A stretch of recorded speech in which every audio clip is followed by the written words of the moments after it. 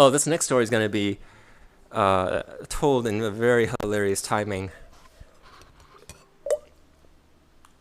because it's about my roommates, and my roommates just entered the room.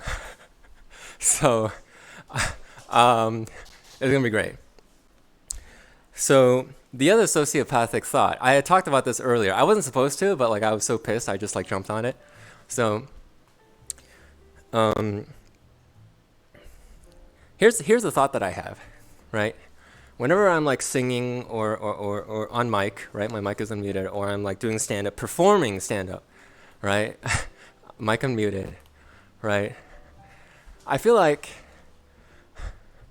I'm like Aretha Franklin, you know, performing in front of like thousands of people at Carnegie Hall, prestigious concert hall, right? Only home to the best musicians and performers and orchestras and actors in the world, right? Like befitting of the Queen, R.I.P. So that's how I feel. I feel like I'm Aretha Franklin. I feel like I'm Beyonce, right? At the Super Bowl, and friggin', you know, I can ask Bruno Mars and Chris Martin from Coldplay to eat my ass, and they would do it, right?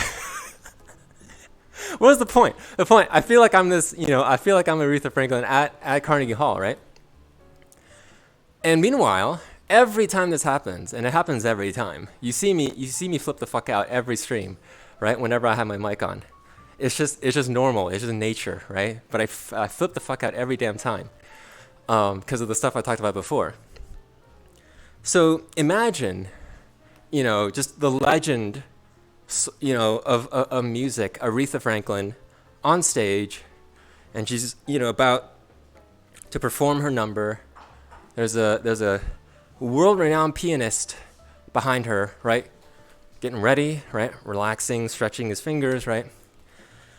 And she sings like the first note, and she just belts it like, ah, right? And her she doesn't even need a mic, and her voice like echoes through Carnegie Hall, and stuns thousands of people at the same time. They all hold their breath, right? In her stunning amazingness of Aretha Franklin. And from the side, up comes Aretha Franklin's roommate, right? And just nonchalantly, with his dick out, walks up, right? Butt ass naked, and starts to turn on the sink, right? And wash some dishes, right? And goes beep, beep, boop, boop, boop, right? And starts to like microwave a burrito or whatever the fuck, right? And freaking starts to have like a conversation with like the second roommate, also dick out, walking in. Again, Aretha Franklin, right?